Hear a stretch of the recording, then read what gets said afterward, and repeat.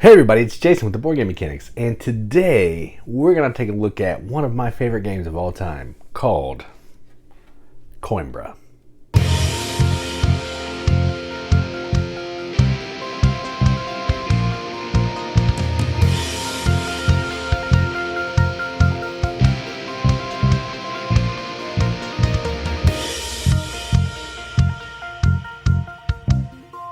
Coimbra is a game published by Spiel, designed by some of our favorite designers. We collectively and lovingly call them the Italians, but these two specific Italians are Virginio Gigli and Flaminia Brassini. I probably said that incorrectly. I apologize. Again, my name is Jason Smith. I can barely say that, so please give me some grace there. I do apologize. And this plays, I think it's 2 to 4 players. I don't think there's a solo mode yet. 2 to 4 players.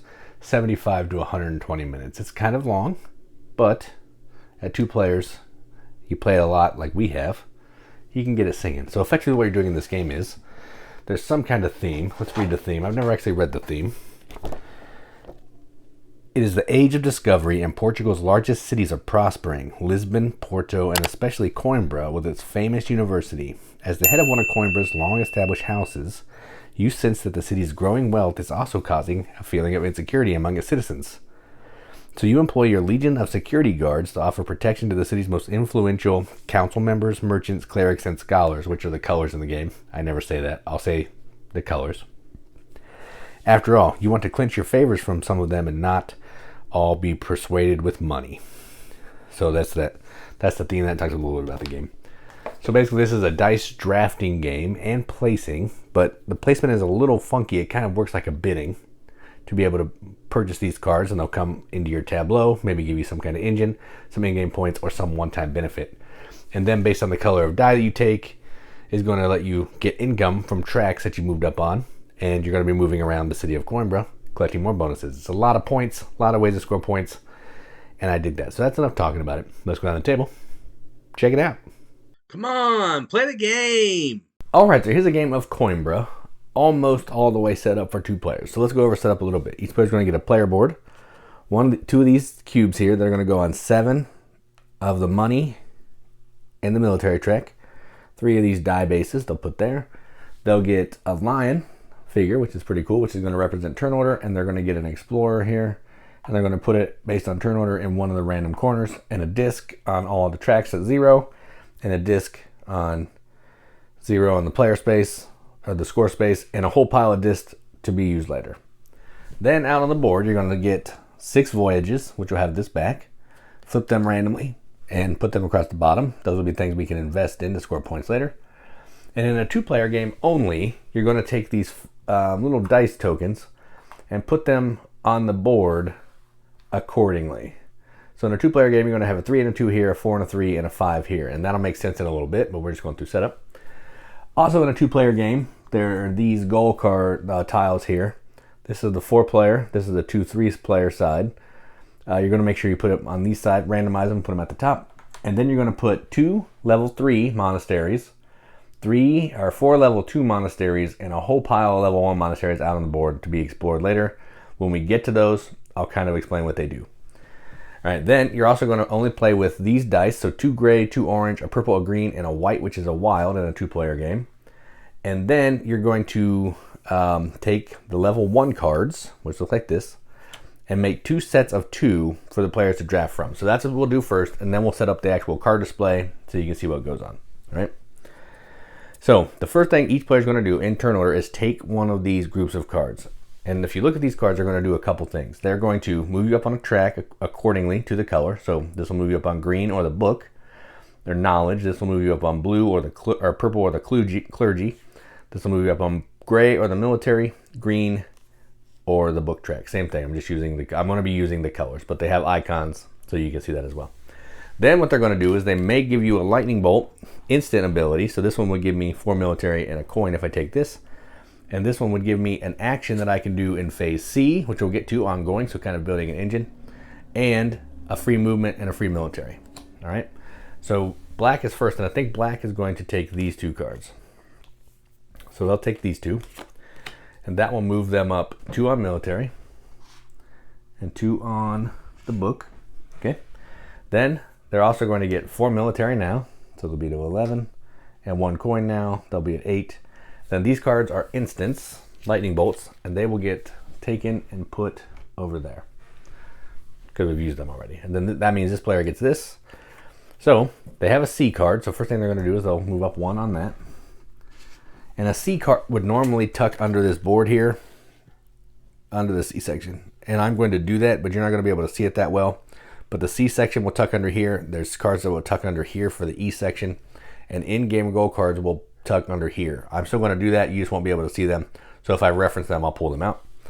And then they're going to move up 2 on purple.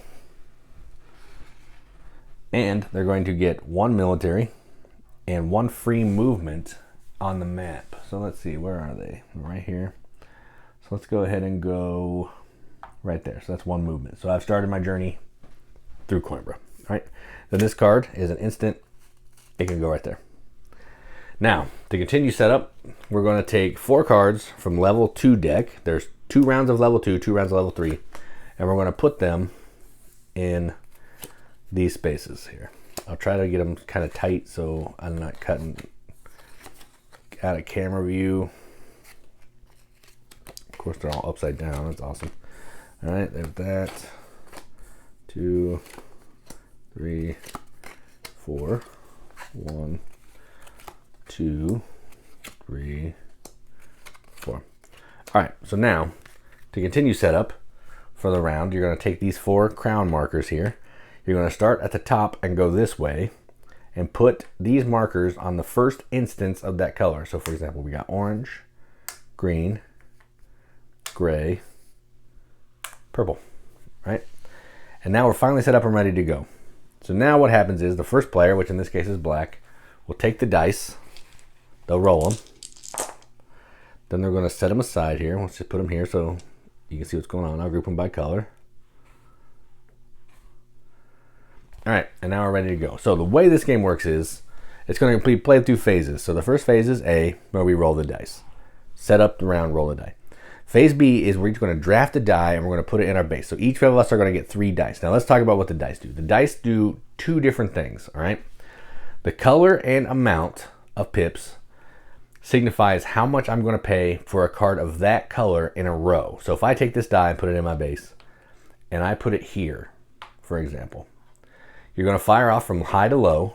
So whoever has the highest die gets to go first. If someone goes there after you and their die is lower or the same number, they go to the left, right of you, so they're after you. Then I'm going to pay this much of whatever icon is in the corner. So that's military. There's also coins from my board and take that card, but it has to be orange. If it comes to my die and there's no orange card and I can't take one, I can get compensation, which is 2 military and 2 coins. But then that's what the die does over here. So color and pips matter over here. Then we're going to go through some more phases, and then we're going to get to income, and then we only care about the color of the die. And what that means is we're going to get income on the tracks of the dice of the appropriate color. So for example, if I took this orange die and my marker was up here, I would get 5 coins for an income from orange. Okay, so the die color matters. It doesn't move you on the track. It just helps you get income from where your disc is on the track, right? And that's all the dice do. You need them for color and pips here, color over there. And the white one is wild. It can be used as a color over here and then a different color over there, which is pretty cool, which is why there's only 1. And I think I'm going to go ahead and take this 1 gray. And then black is going to, I want to move up a lot. Let's take, yeah, I'm going to take this one. 6 gray. Okay, and then back, I'm going to keep some low numbers. That's fine. Take that. They'll take this one. They're going to take this one. And I would like green. All right. So the orange die is not going to be used this round. All right. Now, starting with phase C, that's where we are now. Starting with the first player, we're going to take a die and we're going to put it out in either the castle, which will get you one of these tokens, and these fire off from low to high. Okay. Then, well, this is phase B, replacing. So these fire off from low to high, or we're going to go to one of these 3 places and these fire off from high to low to buy cards. Then once everybody has their dice out, then we'll fire them off. So I think they're going to go here. Right there. I am going to go here. They will go right here. And then this will go here. And then, oh, not their turn. Just kidding. This will go, this is a really good one, so let's go here. Then this one will go here. And this one, they're going to go right there. All right. And that is phase B. All right, so now we're moving on to phase C. So phase C is retrieving dice, starting here, going down, and taking the action. All right. So black has their one green here, and I think they're going to take this. So they're going to take this tile. Then they bring their die back to their board. Now what happens is they're going to get 2 points immediately, and they're going to get 3 movement immediately. So let's do 1, 2. All right, so they get there. I'll explain that.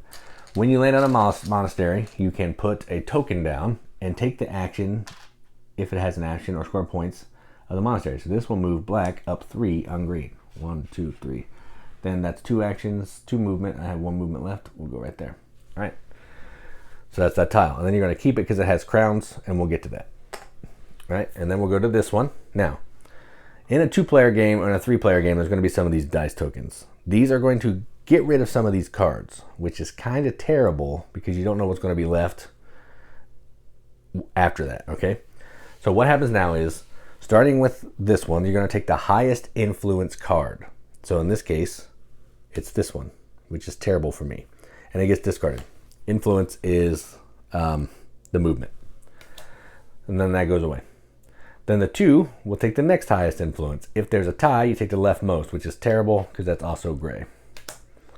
All right, and then it's my turn. I have a gray die. I can't take any of those with a gray die, so I have to take, or it's this player's turn. They have to take 2 military, 2 of that, and then this comes back down. All right, now back to here. The 4 will take the highest one, which is this one. It's the tie, so it takes the leftmost one, which is not good because that's what I wanted. So then it's my turn for purple, and I cannot do that. So I have to take 2 and 2. And then this one's going to take the next highest, which is this one. And then this player can take whatever they want at a value 1. And I think they're going to take this one. So it's going to cost them 1 coin. They'll take this card. They'll move up 1 on green. And you can also see on this card it has a ribbon. There's a little ribbon right there. At the end of the game, for every different ribbon you have, you're going to score a pile of points. So you're also trying to find these ribbons on these cards. Now this is an in-game card, and this is going to score you points for where red's token is on green. If they can get between 7 and 9, they get 5. 10 and 12, they get 7. 13 and 15. So in these sections, they'll get some extra points. And that would tuck under their board here. You can't see it, but if I reference it, I'll pull it out so you can take a look at it. All right, and then they take their die back. Then it's this player's turn, so gray, I get to take my action first. I'm going to pay 6 coins for this card. Gives me 2 crowns, which again, we'll get to in a minute. I take this card, I move up 1 on the gray track, and then in phase E, I get to move 1 on any track that I want and get a coin. And this will go under my phase E section on my board here, if I could do that, to be ready to use later. All right, and that is that. Take my die back. 5 will take the next highest one, which is this one, and then the red player can buy this one for 5 military, which they will. And when they buy an orange card from their card they got at the beginning, they get a coin and 2 points, which is pretty cool. So they'll get a coin and 2 points, and they get to move up 1 on orange. And they have the same kind of card as me. They can move up on any track during phase E, and they get a military. So they'll tuck that into their phase E board, and done.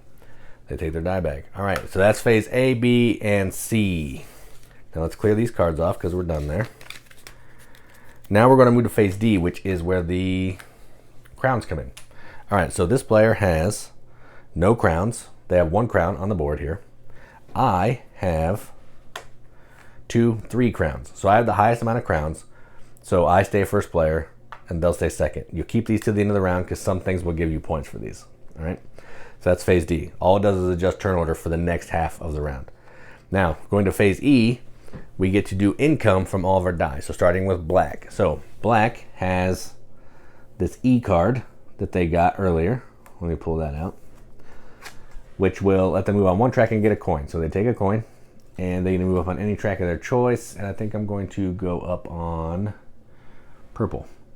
All right. So now I'm going to fire off my dice. So I'm going to activate my green one. So when you activate it, just take it out of your base, put it back in the supply. Activating the green. So I'm going to get 4 points because that's where my disc is in green. So I get 4 points. Then I'm going to activate purple. Purple will let me move my character around 2 spaces because that's where I am. So I'm going to go 1, put a disc there. Now this means every time I put another disc on a space, I get a point. And then I'm going to move 2 that way. And then I'm going to activate my gray die. And that will give me 3 military. 1, 2, 3. All right. Then this player will do the same thing. They have an E card as well, which will move them on whatever track they want to and give them a military. So they'll take their military right now. They'll move up on, they're getting some income. Can they get some more income somewhere? Yes, they'll move up here. Okay. They'll activate their gray die, which will give them 3 military. They'll activate the white die for the purple track. So they'll use the white die for purple, which will give them 2 movements. So they're going to move here, which will move them up 3. 1, 2, 3. On that, they put a disc down. Then they have 1 more movement, and they will move this way. Okay. And then they'll use the orange die for orange, and that will give them 3 coins. 1, 2, 3. All right, so now we move on to phase F. Phase F is where we invest in the voyages here. The voyages are going to just give us points at the end of the game. For example, if I pay 7 coins to invest in this, I get 2 points per purple card. If I pay 7 coins to invest in this, I add the numbers of where I am on the gray and the orange tracks together and divide by 2, I get points. Here, straight 9 points. Here I get points for every monastery I do not have a disc on. Here I get a point for every monastery I do have a disc on, so you probably don't want to invest in both of those. And then that one, I get 2 points for every level 1 that I have a disc on, which is pretty cool. So starting with turn order, and you can kind of do this simultaneously, it doesn't matter. So black is going to actually pay the 8 military.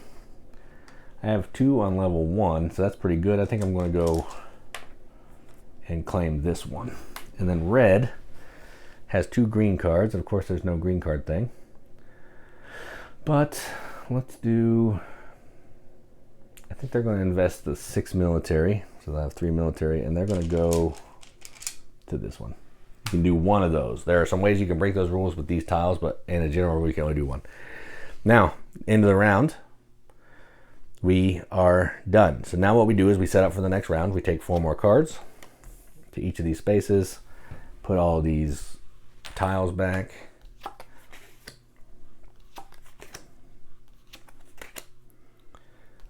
So I'll set this up, and then we're going to play through the same way 4 times. So what I did there, we're going to do that 3 more times. And then I'm going to tell you what in-game scoring does. And why are these all upside down? Come on, you're killing me.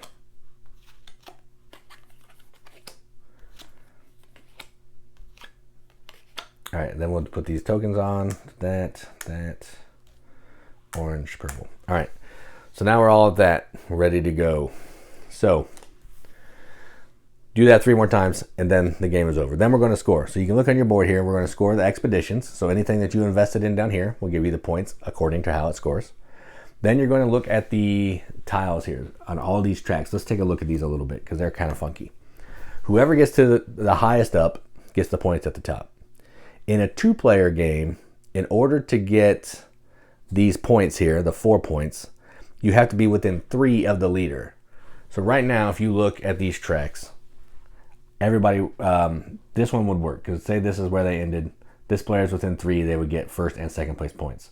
This player moved up 1, but this player's not up at all, so they wouldn't get any. This is outside of the 3 threshold, so black would not get any points. Black would get first place. Red is within 3. They would get second place. So that's kind of how that works. And in a 4-player game, there's a first, second, and in order to get points for being in 4th place, you have to be within 4 spaces of the leader, which is pretty interesting. All right. So that's that.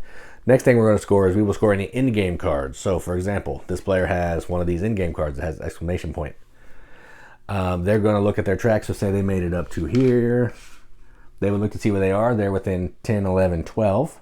So they would get 7 additional points on the track because of this card. So we score all the exclamation point cards. Then what we're going to do is we're going to look at the ribbons that we have.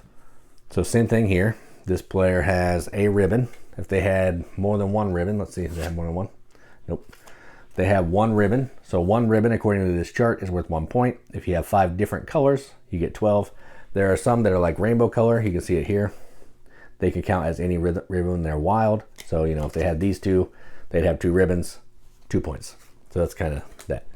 Next thing is you're going to score your military, your coins, and your crowns. So any crowns that you receive that round, so say they had these crowns, they would take their military, which is 3, plus their coins, which is 12, that's 15, plus 3 crowns, that's 18, divide by 2, you get that many points. So they would get 9 points. And then after everybody's done all that, whoever has the most points is the winner. That is how you play Coimbra. Let's go up the top. See what you think about it. What do you think, son? What do you think? All right, well, that was Coimbra. So first off, I want to talk about the art and production because I'm a big fan of this box. Now, I know art is subjective, but I like this. I like Euros that are tan and beige, of course. But I also like Euros that have color because, you know, colors are beautiful. And I have eyes. I like beautiful things. That's a nice looking box. The artist is Chris Quilliams, I think is his name. Their name is the artist's name. And I love this art. It's a similar art to Alma Mater. I don't know if that's the same artist, but I like this box. I love the colors. The rule book is laid out pretty nicely. Has great examples. All the cards and the bits are broken down of what they do. Tells you how to set up. Tells the changes for 2 and 3 players. Love that. Really fantastic, colorful dice. They are a little hard for colorblind. We actually played this with a colorblind friend, and we had to group them and kind of remind him of some of the colors of the dice. So that's not great, but you could mark on it, I guess, somehow, or I don't know. You can't really avoid that, I guess, sometimes, but keep that in mind. It could be hard to tell apart, but they're really nice quality. The bits are really cool, too. I want to show you some of these. You saw them on the overview, but these little bases that the dice go in are really cool. They're like little castle walls. I love that. This lion is fantastic. That's a cool meeple. And then a bunch of discs. Discs are not really that exciting, but discs. Love the art on everything. The board's amazing. You saw that in action on the game. Really nice card quality. There's some art on the cards. There's one of the cards. Really nice art there. Production and rules and everything is fantastic, so that's great. Now let's talk about the gameplay. We've talked about this game a ton. You know it's Katie's favorite game. It's my number 2 game of all time. It was my number 1 for a while. We love this game. The gameplay is fantastic. The way you use the dice. You're drafting 3 dice and you're going to use it in 2 different ways. To buy cards for the color and the value. And then to move up on the tracks of the color of the die that you have. That's it. That's the whole entire game basically. You do that over 4 rounds. But in that 4 rounds, you're going to be getting tons of points. You're going to be doing tons of things. You might have an engine in front of you that's just going. You could have 6 cards in front of you that just fire off, and you're doing all these things in your turn. So good. Moving up tracks. I love tracks. There's a whole section on the board that's tracks. Love it. This game, I can't say enough good things about it. I have no negatives. No negatives. None at all. Other than maybe the colorblind issues. And because some of the cards are also hard to see as well. They have some pictures of dice on the cards, and if you can't see the color, there's a little struggle there, but you could mark on it or something. But that's my only negative, is a little tricky for color blindness issues. So there's the knock. But now, normally what I do in these videos is if I like a game and it's above a 7, it gets an accepted. Now, this is the first time I'm going to be giving out a different seal, and that is because this game is going to be getting a 10 out of 10. This is the first review I've ever done of a game that gets a 10. That's what this is. So this is on BGG. This is a 10 out of 10. So that's 5 out of 5 wrenches, which is going to give this a BGM Hall of Fame seal. Now, we used to do Hall of Fame games back in the day. I did them with my old co-host Joel. We put a couple games in the Hall of Fame. I think it was Catan, Revolution, and maybe Viticulture. There are like 2 or 3 games that we've put in the Hall of Fame, and this is game number 4. It's that good. If it gets a 10 from one of us, it's going in the Hall of Fame. Doesn't mean anything. It's like our normal accepted seal. It's arbitrary, but we like to give it the games that we enjoy, and that's what I'm doing here. But I wanted to differentiate this one because this is a big deal. Our first ever 10 that we're reviewing on the channel. So yeah, I love it. Fantastic game. If you've never played it and you like Euros, you like dice placement, dice drafting, tracks, I'd say give this a go. It's gorgeous. At least I think so. Again, subjective. It's gorgeous. It's from the Italians. The Italians are killing it for me lately. They can do no wrong. And yeah, I love this game. So that is Coimbra from Eggertspiel. I'm Jason with the Boardgame Mechanics. And as always, keep gaming.